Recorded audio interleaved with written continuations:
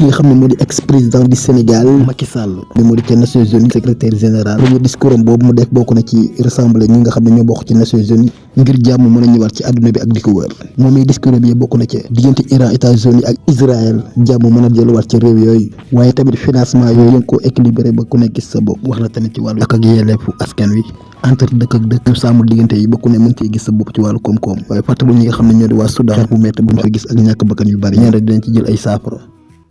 On peut considérer qu'il y a un déséquilibre. Il faudra que, bien sûr, j'évalue, si je suis élu, dans les premières semaines, la répartition du budget, compte tenu du fait que nous allons engager une réforme qui est devenue inévitable. Parce que l'organisation, on le voit bien, fait face à une crise sans précédent. Le secrétaire général Guterres l'a rappelé, il y a un risque de banqueroute.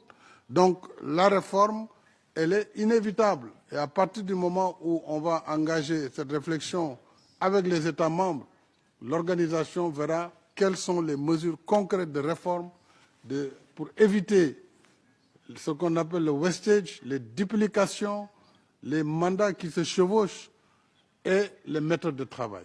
Sur cette base, on pourra réaffecter certainement des ressources plus significatives aux droits humains qui sont universels, on l'a dit, et indivisibles. Je prêterai une attention particulière à ce propos. Il est clair que la promotion des droits humains ne peut apporter que du bien-être pour les pays.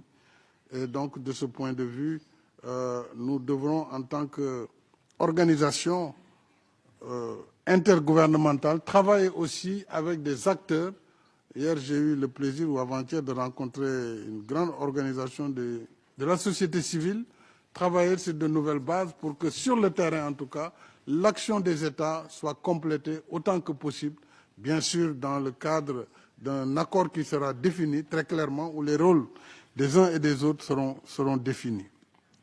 S'agissant maintenant des conflits, il y a tellement de conflits, il n'y a pas un conflit plus important qu'un autre, mais aujourd'hui, l'actualité nous montre que l'urgence, c'est la résolution du conflit entre les États-Unis d'Amérique, Israël et la République islamique d'Iran.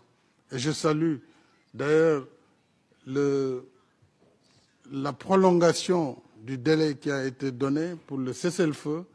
Et il faut souhaiter, et il faut que les Nations Unies aussi participent dans la recherche de solutions définitives dans ce conflit, dans la protection des pays de la région, dans la sécurité et la sûreté nucléaire également, mais travailler aussi sur le Moyen-Orient, qui est un conflit qui a duré depuis plusieurs décennies entre Israël et la Palestine, le Liban. Tout ça, c'est des préoccupations urgentes. Je n'oublie pas, bien sûr, le conflit entre l'Ukraine et la Russie. Et je n'oublie pas, venant d'Afrique, le conflit sur le Soudan, qui est le plus meurtrier aujourd'hui, où on a le plus de victimes qui se déplacent et où l'action humanitaire est plus que jamais, en tout cas, une urgence pour le monde entier. Donc, ce sera vraiment une action diplomatique très forte qui sera engagée sur l'ensemble des théâtres de conflit. Je vous remercie. waaw da ngay yëkkat seen pancarte yi ngeen yëngu tuuti ni ba bu lee seeda voilà bu lee seeda yëkkat seen pancarte yi voilà na jóg na pancarte yi jóg na jóg na pancarte yi jóg na jóg Macky na jóg na pancarte yi jóg Macky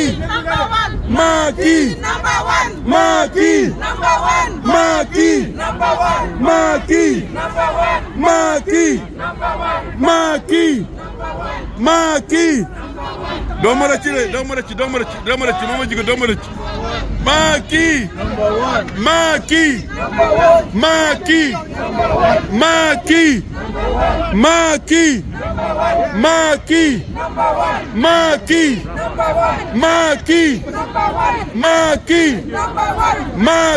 Ladies and gentlemen, guys, I need everyone on the sidewalk. They cannot be out here. Hold on, You want to disperse the group? Or? Hold on. Wait, hold on, boy. You guys gotta be in there. Pardon. Les gars, on a pas les millions d'or, on a pas les millions d'or, faut pas gâter ça. Faut aller de l'autre côté. Oh. Non, on peut pas tout le monde filmer. On peut pas filmer. Maki.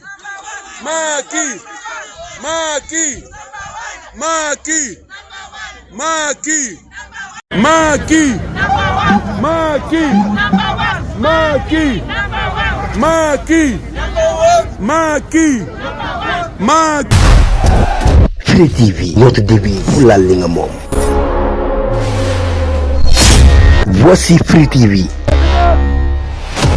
mooy chaîne bi jaamu seen soxla tey sàmm lu ñu moom.